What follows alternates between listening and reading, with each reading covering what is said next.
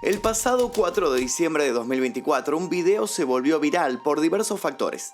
En primera instancia porque se trata de un video que deja constancia de un brutal asesinato, pero también porque fue el metraje gracias al que muchas otras cosas saldrían a la luz.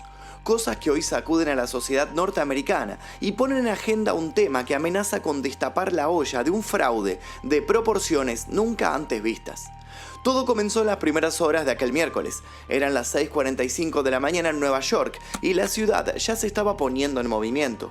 La bruma aún cubría las calles y el amanecer terminaba de despuntar al tiempo que muchos ya se dirigían a sus obligaciones rutinarias. Entre este último grupo se encontraba Brian Thompson.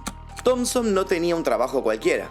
Hacía un tiempo que este sujeto de 50 años ostentaba el puesto de director ejecutivo de United Healthcare, una aseguradora de salud de la que pronto se conocerían muchísimos aspectos oscuros. Sin saber lo que le esperaba, Thompson caminaba hacia el New York Hilton Midtown, ubicado en Manhattan. El hombre había viajado hasta allí para asistir a una reunión anual de inversores. Estaba en su plan discutir cuestiones presupuestarias y seguir posicionando su grupo como uno de los más fuertes en su ámbito. Caminaba lleno de confianza cuando un estruendo lo ensordeció. El video que se viralizó deja en claro el porqué de este estruendo. Alguien parado detrás de Thompson había sacado un arma y había atinado a dispararle. Pocos segundos después, el ataque se repetía, para luego culminar en una fuga que aún mantiene en vilo a los investigadores. Para las 7:12 am, aquel confuso episodio empezaba a mostrar sus consecuencias. Al tiempo que Thompson era dado por muerto en el hospital, los principales medios de comunicación empezaban a tener acceso a lo que había sucedido. El video no tardó en dar la vuelta por todos los espacios virtuales. La intención era que sirviera para tratar de echar alguna pista sobre el atacante. Sin embargo, las reacciones terminaron siendo muy diferentes. No fueron pocos los internautas que compartieron el video no para condenar a quien había apretado el gatillo, sino para rendirle alguna especie de tributo. De pronto y para muchos, el tirador se había convertido en un héroe. Pero no nos adelantemos. Para saber por qué este asesinato despertó tantas repercusiones encontradas y para terminar de entender el oscuro trasfondo de este asunto, es necesario que comencemos por el principio y conozcamos un poco más a todos los implicados. ¿Qué es lo que se sabe hasta ahora del atacante? ¿Cuál es el perverso entramado que hay detrás de las grandes aseguradoras del mundo? ¿Qué decían los casquillos de bala encontrados en la escena del crimen? ¿Por qué se encontraron billetes de mentira en la mochila de quien cometiera el asesinato? Bienvenidos a lo que no te contaron del asesinato del CEO de United Healthcare. Les quiero comentar que este es un caso que se está ahora viralizando en este momento. De hecho, al momento de escribir este guión, el asesino todavía no había sido identificado. Pero ahora, cuando estoy grabando la parte de video, sabemos que es Luigi Mangione, esta persona que aparece en pantalla, un estudiante con muchos posgrados, con muchos logros en sus estudios y demás, y que al parecer tenía un problema lumbar y que ese podría haber sido el motivo. Este video en sí va a estar dedicado a la víctima. Vamos a hablar del CEO, de su empresa y demás. Si quieren una segunda parte en donde nos centremos en el asesino, quién es, por qué lo hizo, cuáles fueron sus motivaciones, qué pistas dejó en internet, cómo lo descubrieron, escriban aquí debajo Monopoly. Y ya se van a enterar por qué les digo lo de Monopoly. Pero eso lo dejamos para una segunda parte. Así que ahora comencemos con la primera parte de este apasionante caso.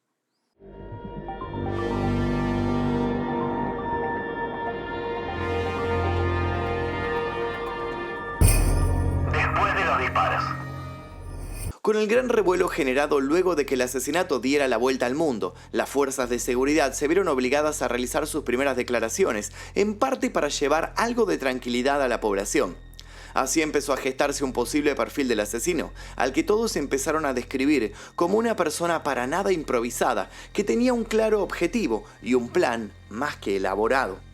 El sujeto no solo había sido precavido para que sus rasgos no se vieran en las múltiples cámaras de seguridad que hay en la ciudad, también había utilizado un silenciador y por la pose que adopta en su primer disparo, rápido se especuló sobre su capacidad para manejar armas.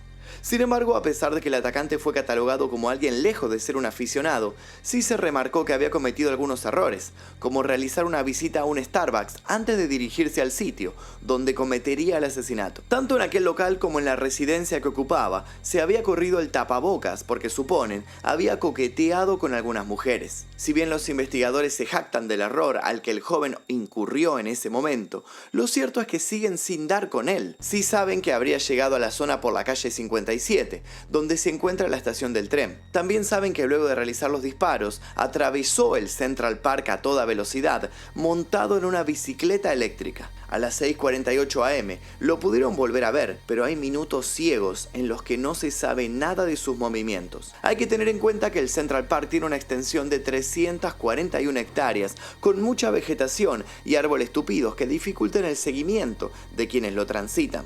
Por allí habría pasado el agresor y por allí se habría deshecho de alguna de las cosas que llevaba encima, entre ellas su mochila gris. Quienes corrían desesperados tras alguna pista vieron en el hallazgo de la mencionada mochila la chance de poder sacar ventaja en la vertiginosa persecución. Pero el contenido de la misma los dejó boquiabiertos. Al abrir el cierre se encontraron con montones de billetes del Monopoly. ¿Qué significaban aquellos billetes falsos? Los interrogantes empezaron a intensificarse en ese preciso instante. Estaba claro que tras lo que había sucedido, había algo un tanto más complejo. Un teléfono y una botella.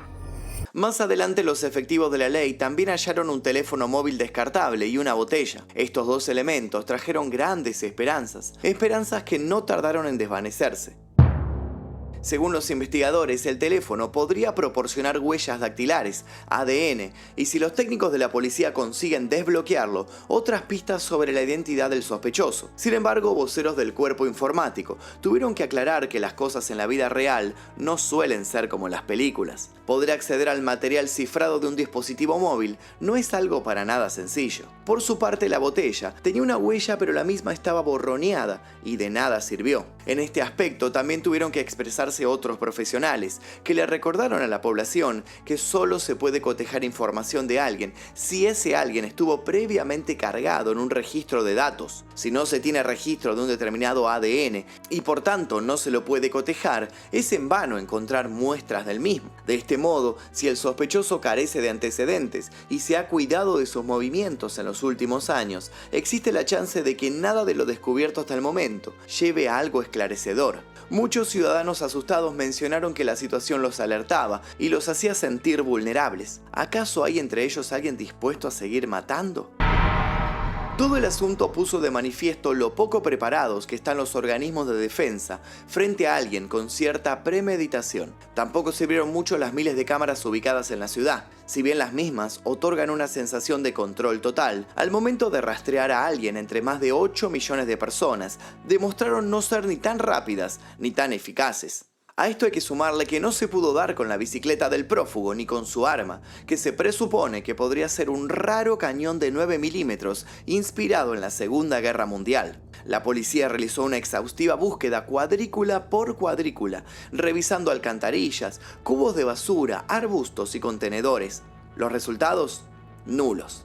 Para más sorpresa, quienes se encargaron de analizar la zona del ataque quedaron consternados al descubrir que los casquillos de las balas usadas para acabar con la vida de Thompson tenían palabras escritas. El mensaje primero pareció extraño, pero luego de a poco las cosas comenzaron a cobrar un macabro sentido. Lo que decían las balas. Las palabras delay, retrasar y depose, deponer, estaban escritas en un cartucho y en un casquillo de bala relacionado con el atacante, según informaron las fuentes policiales. Inmediatamente los agentes entendieron que estas palabras podían ser el indicio del porqué del crimen. Una rápida búsqueda los hizo encontrar una coincidencia más que interesante. Las palabras halladas en las balas son similares a una frase popular sobre el sector de los seguros. Una frase que reza: retrasar, denegar, defender. ¿Pero por qué?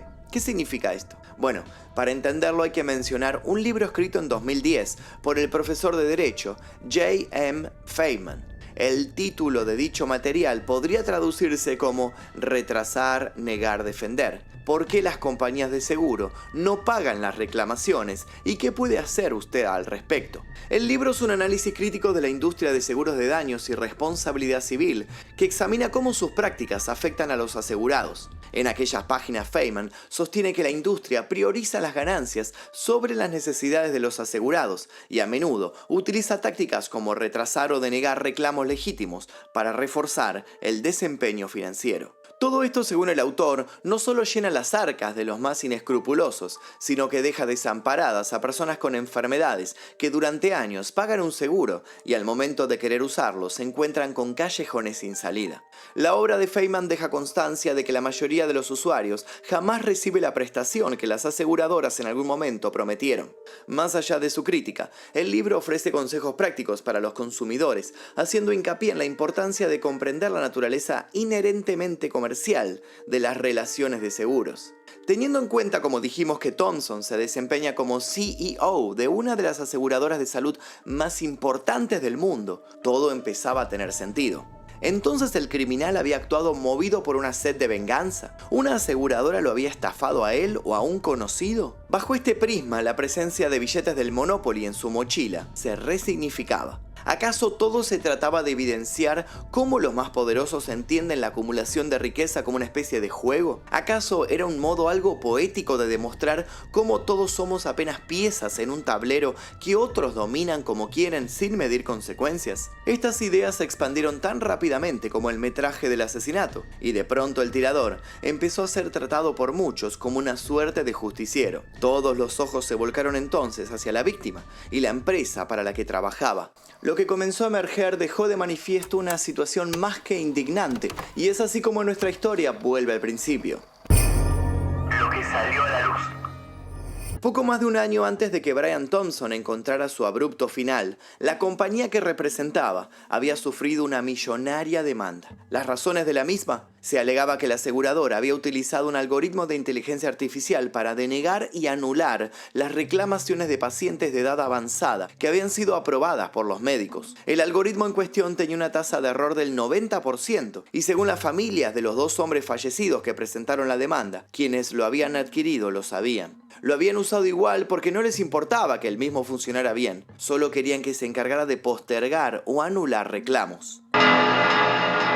Pero ¿cómo puede una empresa no cumplir con sus compromisos comerciales y salir tan impune? Bueno, para entender eso hay que saber otras cuantas cosas de United Healthcare. United Healthcare Group Incorporated es una empresa multinacional estadounidense que vende sus productos de seguro bajo la mencionada marca United Healthcare. También vende servicios de atención médica bajo la marca Optum y es la 9ª empresa más grande del mundo por ingresos y la empresa de atención médica más grande por la misma razón. La empresa ocupa el puesto 8 en la lista Fortune Global 500 de 2024, y tan grande es su fortuna que no le importa estar pagando costosas multas desde hace décadas. En 2006, la Comisión de Bolsa y Valores de Estados Unidos comenzó a investigar la conducta de la gerencia y los directores de United Health Group por manejo ilegal de sus acciones, que eran compradas y vendidas de forma deshonesta para manipular el mercado. En junio de 2006, la Asociación Americana de Quiropráctica presentó una demanda colectiva nacional contra la Red Americana de Quiropráctica, propiedad de United Health Group,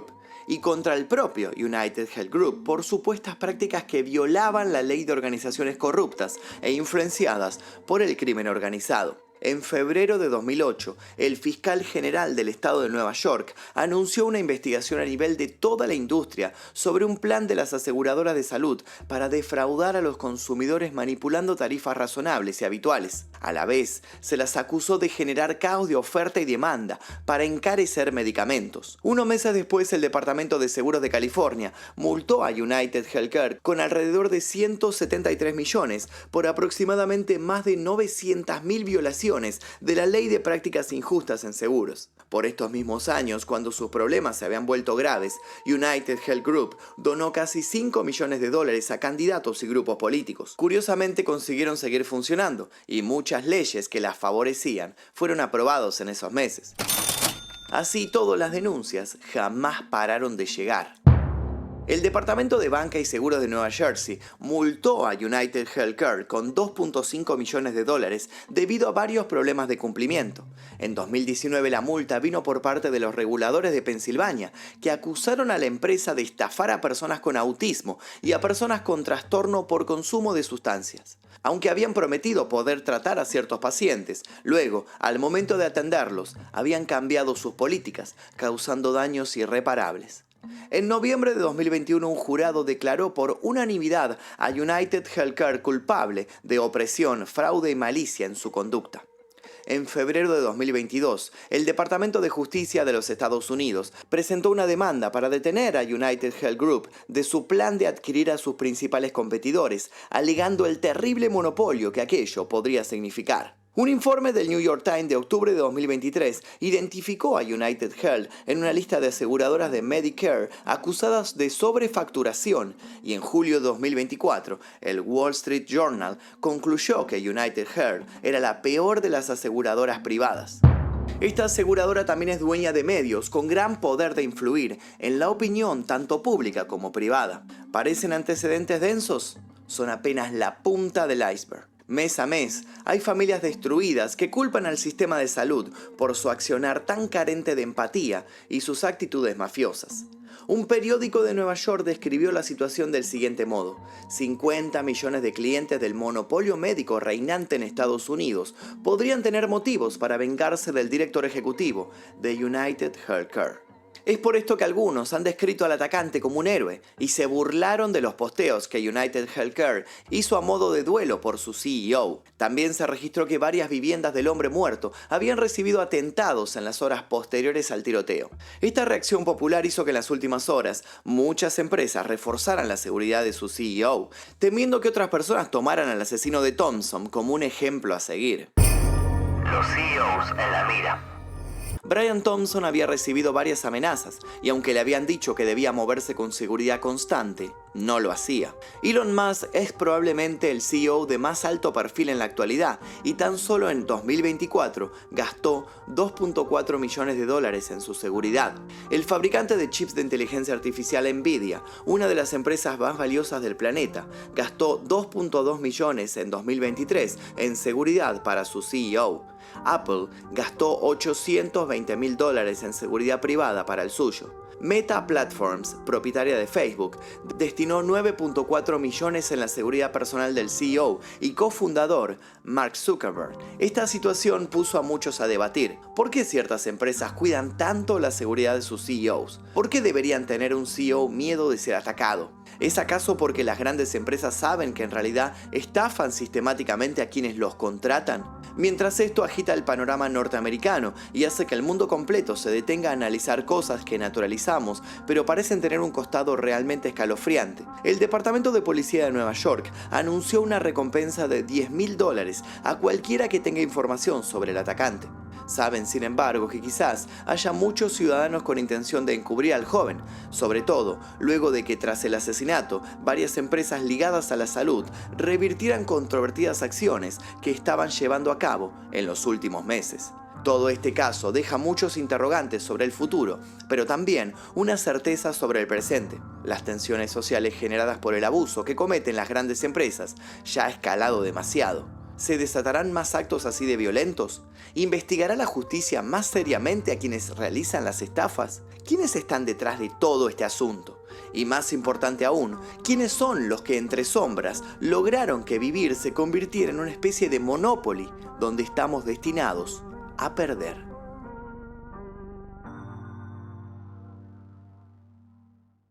Y hasta aquí el video del día de hoy. Como les dije, si quieren podemos armar una segunda parte sobre el asesino, que al parecer ahora en estos momentos está siendo identificado como este personaje llamado Mangione, que al parecer tiene una motivación para realizar esto. Pero si quieren que hablemos de él, tienen que comentar Monopoly aquí debajo. Si este video le va bien y hay muchos interesados, vamos a preparar una segunda parte para mañana o tal vez para pasado, así que estén muy atentos. Vamos a intentar seguir con este caso.